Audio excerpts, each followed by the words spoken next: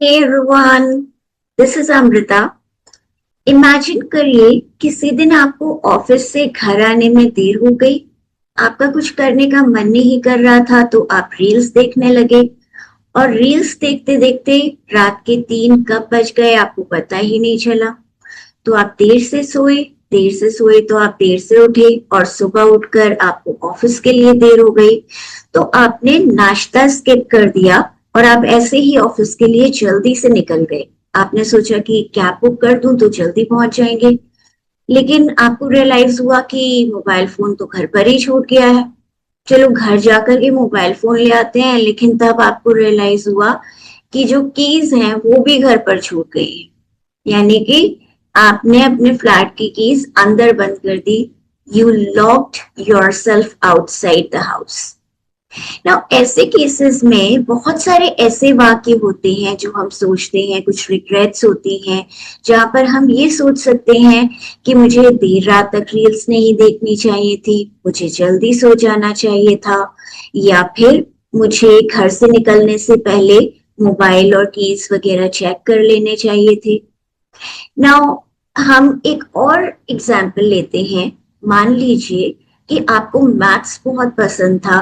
जब subject choose करने की बारी आई तो फ्रेंड्स के चक्कर में आपने आर्ट्स ले ली। अब वो सब्जेक्ट्स जो हैं उसमें आपका मन ही नहीं लग रहा है। एवरी सिंगल डे आप ये सोचते हैं कि मुझे मैथ्स लेनी चाहिए थी ना। देखिए, जब हमें रिग्रेट्स होते हैं यानी कि अफसोस होता है किसी चीज का, या हम किसी को एडवाइस देते हैं या अपने आप को एडवाइस देते हैं, तो हम इस तरीके के वाक्य बोलते हैं जहां पर हम ये कहते हैं कि हमें ये कर लेना चाहिए था या तुम्हें ये लेना चाहिए था। तो इन सारे वाक्यों का एक ही पैटर्न है, that is should have plus verb की थर्ड फॉर्म। जैसे कि हमने पिछले वीडियो में बात की थी कि हम ग्रामर को प्रैक्टिकल बनाना सीखेंगे। और प्रैक्टिकल ग्रामर क्या होती है? जो हमारी जुबान पर आ जाए, तुरंत हमें सोचना ना पड़े। तो इसको हम बहुत ही इजी एग्जाम्पल से समझते हैं। So let's begin. ऑलराइट, सो अब हम ये देखेंगे कि शुड हैव को यूज कैसे किया जाता है। तो सबसे पहले हम इसको एक स्टोरी के थ्रू समझेंगे। द वर्स्ट डे एवर, सबसे बुरा दिन। कभी कभी हम सभी के लाइफ में एक ऐसा दिन आता है जब कुछ भी अच्छा नहीं होता है।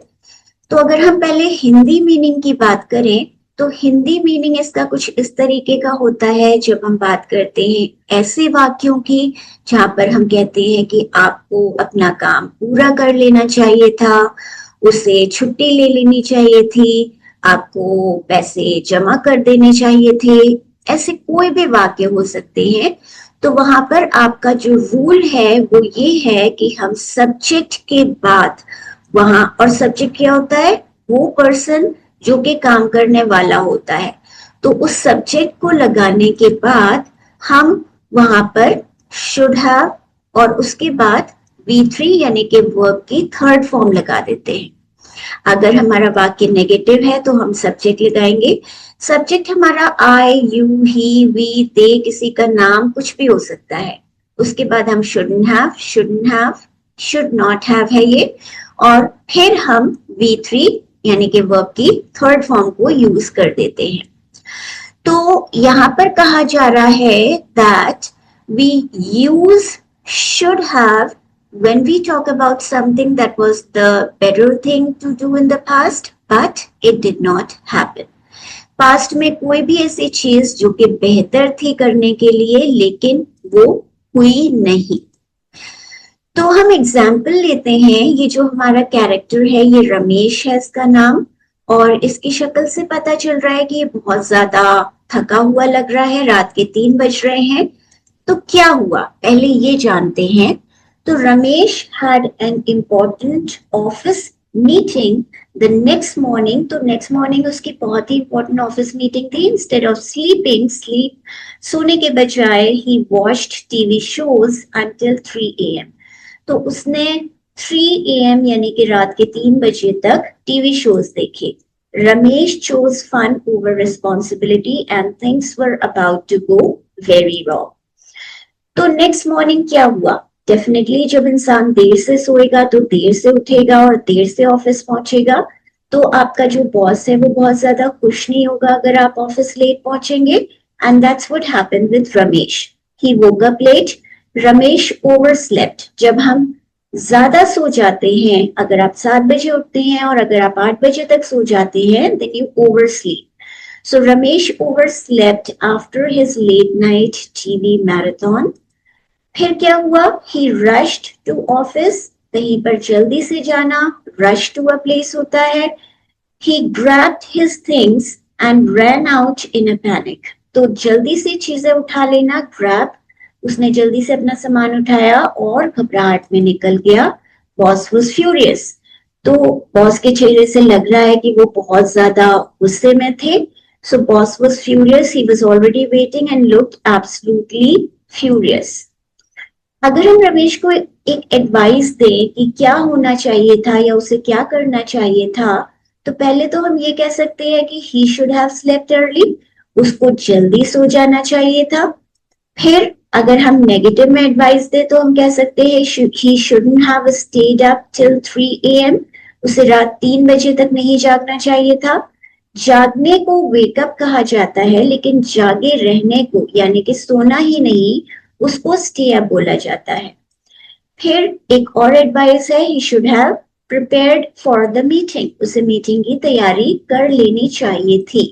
तो इस तरह के जो वाक्य होते हैं उसमें हम सब्जेक्ट के बाद शुड हैव और शुड हैव के बाद हम V3 लगाते हैं। अगर हमारा वाक्य नेगेटिव होता है तो हम सब्जेक्ट, उसके बाद शुडंट हैव और फिर V3 लगा देते हैं। अनदर एग्जाम्पल, तो डेफिनेटली उसने स्किप किया था अपना ब्रेकफास्ट, यानी कि छोड़ा था किसी चीज को 1 या 2 बार के लिए छोड़ देना जैसे स्किप होता है। So what happened? Ramesh woke up so let. Ramesh इतनी देर से उठा that he skipped breakfast entirely. उसने पूरा ब्रेकफास्ट छोड़ दिया। He grabbed his bag and ran out of the house without eating a single bite. कुछ भी खाए बगैर तुरंत निकल गया। A hot breakfast sat on the table, untouched, as Ramesh dashed out the door. तो जब उसने खाना नहीं खाया तो मीटिंग में उसे भूख लगी। क्या हुआ? By noon, आफ्टरनून तक Ramesh felt weak and hungry. जब हम खाते नहीं है तो हमें वीकनेस भी होती है, तो उसको भी वीकनेस हुई, भूख महसूस हुई during the meeting. और ग्राउल होता है जब हम खाना नहीं खाते और हमारे पेट से कुछ आवाजें आती हैं, तो उसको ग्राउल कहा जाता है। His stomach was growling. तो उसका जो स्टमक है उससे भी आवाजें आ रही थी तेज तेज, and everybody was able to hear it also, so everyone heard it. His colleagues stared at him. उन्होंने घूर के देखा in shock and amusement. Again अगर हम उसको एक एडवाइस देते हैं कि क्या उसे करना चाहिए था, He should have eaten breakfast. अब देर तो हो ही चुकी थी तो उसे नाश्ता कर लेना चाहिए था। He should have, हमने eat की थर्ड फॉर्म लगा दी है, eaten breakfast. He shouldn't have skipped breakfast. उसको नाश्ता छोड़ना नहीं चाहिए था। skip में डबल P के बाद हम ed लगा देते हैं। और he should have taken care of his health. Take care of something होता है किसी चीज का ध्यान रखना, उसे अपनी सेहत का ध्यान रखना चाहिए था। तो एक जनरल एडवाइस है, health first, always eat before a big day, your stomach will thank you. Another example, the missing umbrella. अब क्या हुआ कि when Ramesh left home, dark clouds were everywhere. काले बादल हर जगह थे, but he ignored the weather. उसने इग्नोर कर दिया वेदर को and did not carry an umbrella. The sky was sending every warning signal, but Ramesh simply didn't care. तो पता चल रहा था देख करके कि बारिश होगी, लेकिन उसने ध्यान नहीं दिया। तो क्या हुआ? सोक्ड होता है जब कोई बुरी तरह से भीग जाता है, क्योंकि हेवी रेन हुई। A few minutes later heavy rain started pouring down. जब बहुत जोर से बारिश होती है तो उसके लिए हम इस शब्द का यूज कर सकते हैं, pour down. Soaked through. Ramesh got, अगर हम कहते हैं get और उसके बाद हम drenched की थर्ड फॉर्म लगा देते हैं, तो get drenched का मीनिंग होता है पूरी तरह से भीग जाना, पानी से सराबोर हो जाना। So Ramesh got completely drenched from head to toe. सर से पांव तक भीग गया था। उसके जो डॉक्यूमेंट्स थे वो भी भीग गए थे। Even his important documents became wet and ruined, यानी खराब हो गए थे। फिर से एडवाइस पर आते हैं कि क्या होना चाहिए था या रमेश को क्या करना चाहिए था। He should have checked the weather forecast. उसे weather forecast चेक कर लेना चाहिए था, मौसम की जानकारी ले लेनी चाहिए थी।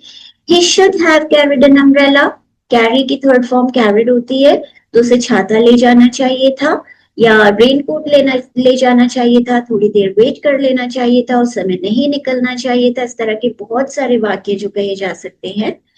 He shouldn't have ignored the weather. उसे मौसम को नजरअंदाज नहीं करना चाहिए था। Always check the forecast before stepping out. Nature doesn't wait for anyone. Last example, the forgotten wallet. तो क्या हुआ? After work, Ramesh went shopping.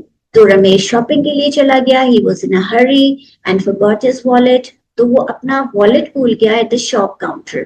तो यहाँ पर देखिए इसका वॉलेट रखा हुआ है, वो भूल करके चला गया। His wallet sat on the counter as he walked away, completely unaware of what was missing. तो उसे पता ही नहीं चला कि क्या मिसिंग था। तो no wallet at dinner. जब वो डिनर के लिए गया किसी रेस्टोरेंट में, later Ramesh wanted to pay for his dinner. तो क्या होता है? Wallet was missing. He then realized his wallet was nowhere to be found. यानी उसका वॉलेट तो कहीं था ही नहीं। Total shock. So ये total shock था उसके लिए। He looked completely shocked as the waiter waited patiently.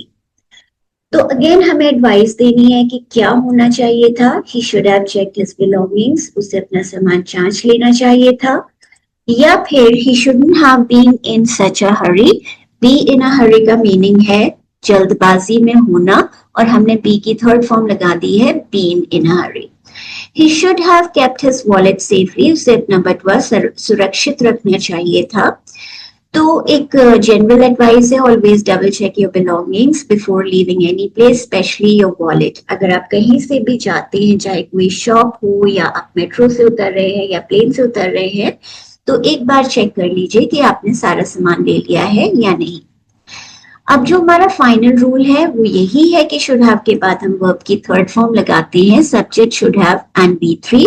He should have called me, उसे मुझे फोन कर लेना चाहिए था। अगर नेगेटिव वाक्य की बात कर रहे हैं तो सब्जेक्ट शुडंट हैव और V3, उसे मुझे नजरअंदाज नहीं करना चाहिए था। ही शुडंट हैव इग्नोर्ड मी। और फिर अगर हम कॉन्ट्रैक्शंस या प्रोनाउंसिएशन की बात करते हैं, मतलब अगर हम इसको मिला करके लिखते हैं, शुड और हैव को अगर मिला के लिखा जाता है तो हम पहले लिखते हैं शुड, अपॉस्ट्रोफी लगाते हैं, फिर VE लिख देते हैं। तो इसका जो प्रोनाउंसिएशन होता है वो शुड हैव होता है या फिर शुड हैव होता है। जब हम बहुत तेजी से बोलते हैं तो शुड हैव बोल देते हैं, और अगर शुड नॉट हैव को कॉन्ट्रैक्टेड फॉर्म में लिखा जाता है तो पहले हम शुड लिखते हैं, फिर उसके बाद एन लगा के अपॉस्ट्रोफी लगा के हम टी लिखते हैं और फिर हैव लिख देते हैं। तो या तो हम इसको शुड हैव प्रोनाउंस करेंगे या फिर हम इसका प्रोनाउंसिएशन बोलेंगे शुडंट हैव। तो ये भी जब तेजी से बोला जाता है तो इसे इस तरीके से बोला जाता है। तो हमें याद रखना है कि शुड हैव का मीनिंग है the better thing to do in the past, यानी कि पास्ट में बेहतर चीज थी कोई करने के लिए जो कि नहीं हुई, तो हम कुछ पछतावे होते हैं, रिग्रेट्स होती हैं, या फिर किसी को एडवाइस देने के लिए इसका यूज करते हैं। तो देखिए हमने ये देखा कि इस तरह के वाक्यों को हम शुड हैव और वर्ब की थर्ड फॉर्म की मदद से बनाते हैं।